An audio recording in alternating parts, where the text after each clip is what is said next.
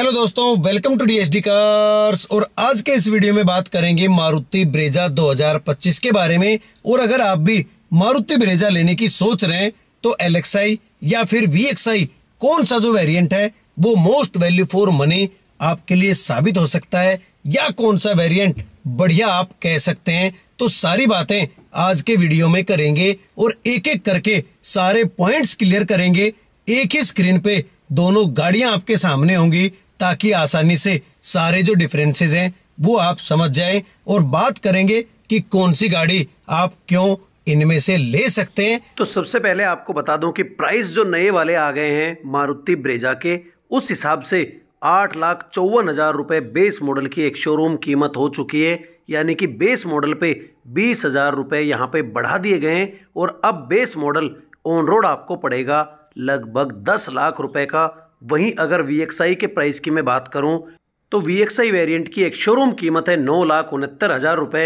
यानी कि वीएक्सआई में कोई भी पैसा यहां पे नहीं बढ़ाया गया है और वीएक्सआई वेरिएंट पहले की तरह 11,20,000 रुपए में ऑन रोड आपको मिल जाएगा। तो ये चीज़ कहीं ना कहीं अब इस कंपैरिजन को थोड़ा सा टफ बना देती है। और अब देखते हैं कि इन दोनों गाड़ियों में से कौन सी गाड़ी ज़्यादा वैल्यू फॉर मनी आपके लिए हो सकती है।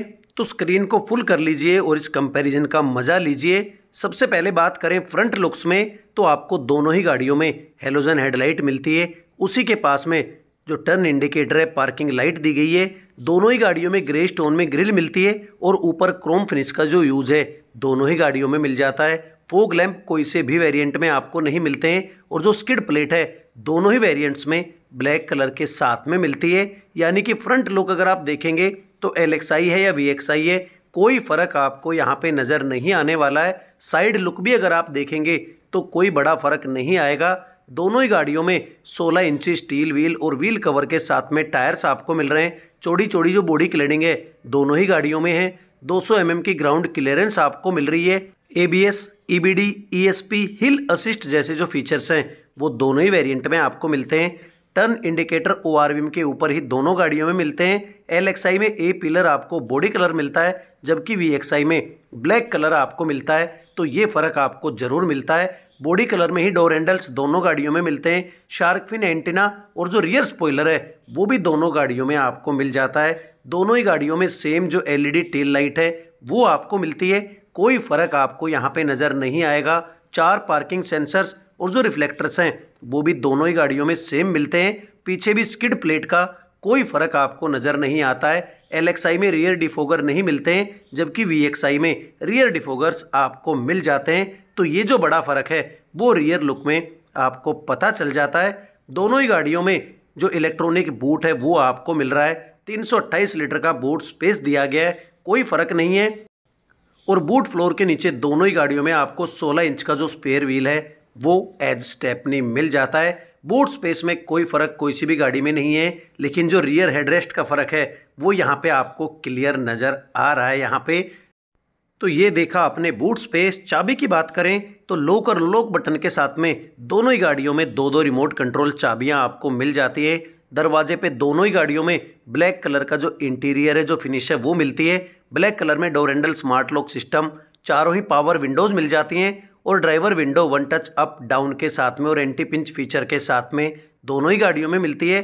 लॉक अनलॉक के बटन और जो पावर एडजस्टेबल ओआरवीएम्स हैं दोनों ही गाड़ियों में मिलते हैं, लेकिन वीएक्सआई में आप ओआरवीएम्स को इलेक्ट्रॉनिक फोल्ड कर सकते हैं, एलएक्सआई में नहीं कर सकते हैं। बोतल होल्डर का स्पेस दोनों ही गाड़ियों में मिलता है, लेकिन वीएक्सआई में आपको स्पीकर्स मिलते हैं, एलएक्सआई में स्पीकर्स नहीं मिलते हैं। अब चलते हैं गाड़ी के अंदर। तो एलएक्सआई में ड्राइवर सीट की हाइट एडजस्ट करने का जो ऑप्शन है वो नहीं मिलता है, लेकिन वीएक्सआई में हाइट एडजस्टमेंट का ऑप्शन आपको मिल जाता है। बैक रेस्ट एडजस्ट कर सकते हैं, सीट आगे पीछे दोनों ही गाड़ियों में कर सकते हैं। दोनों ही गाड़ियों में बड़ी बड़ी जो सीटें हैं वो मिलती है एडजस्टेबल हेडरेस्ट के साथ में। और डैशबोर्ड की जो लुक है उसमें सिल्वर फिनिश का जो फ़र्क है वो आपको मिल रहा है। वीएक्सआई में सिल्वर फिनिश का यूज़ मिलता है। ट्रैक्शन कंट्रोल और लाइट का कंट्रोल दोनों ही गाड़ियों में मिल रहा है और दोनों ही गाड़ियों का जो एमआईडी मीटर है वो भी यहाँ पे सेम ही आपको मिलता है। कोई ऐसा फ़र्क नहीं मिलता है। सेमी डिजिटल एमआईडी मीटर है, स्पीडोमीटर, आरपीएम मीटर एनालॉग और बाकी की इन्फॉर्मेशन आप डिजिटली इसमें देख सकते हैं। वीएक्सआई वेरिएंट में आपको आउटसाइड टेम्परेचर डिस्प्ले भी मिल जाता है। जबकि LXi में वो आपको नहीं मिलता है। स्टीयरिंग पे आए तो LXi में कोई भी कंट्रोल आपको नहीं मिलता है स्टीयरिंग पे, जबकि VXi में साउंड कंट्रोल्स और टेलीफोनिक कंट्रोल्स मिल जाते हैं। दोनों ही गाड़ियां 2 एयरबैग के साथ में आती है और स्टीयरिंग को आप टिल्ट एडजस्ट दोनों ही गाड़ियों में कर सकते हैं। डैशबोर्ड पे आए तो यहाँ सबसे बड़ा जो फ़र्क है वो दोनों ही गाड़ियों में आपको देखने को मिलता है, क्योंकि LXi में कोई भी जो म्यूजिक सिस्टम है वो आपको नहीं मिलता है, जबकि VXi में 7 इंच का टच स्क्रीन इंफोटेनमेंट सिस्टम आपको मिल रहा है। 4 स्पीकर के साथ में एंड्रॉयड ऑटो और एप्पल कार प्ले जैसे जो फीचर्स हैं वो भी आपको VXi में मिल जाते हैं। उसके नीचे आए तो LXi में आपको मैनुअल AC और रेटर के कंट्रोल्स यहाँ पे मिलते हैं, लेकिन VXi वेरिएंट में ऑटोमेटिक क्लाइमेट कंट्रोल आपको मिलता है, वो भी डिजिटल डिस्प्ले के साथ में। LXi में केवल 12 वोल्ट का एसेसरी आउटलेट मिलता है, जबकि VXi में USB पॉइंट मिल जाता है। दोनों ही गाड़ियां 5 स्पीड मैनुअल ट्रांसमिशन के साथ में आती है। 2 कप होल्डर और छोटा मोटा सामान रखने की जगह दोनों ही गाड़ियों में मिलती है। ग्लो बॉक्स में डॉक्यूमेंट वगैरह रखने की जगह दोनों ही वेरिएंट्स में आपको मिल जाती है। दोनों ही वेरिएंट्स में manually adjustable day night IRVM मिल जाता है। वैनिटी मिरर LXi में नहीं मिलता है, जबकि VXi में फ्लिप कवर के साथ में आपको मिल जाता है। दोनों ही वेरिएंट्स में फोल्डेबल ग्रैब हैंडल्स मिलते हैं और जो कैबिन लाइट है वो यहाँ पीछे आपको मिल जाती है।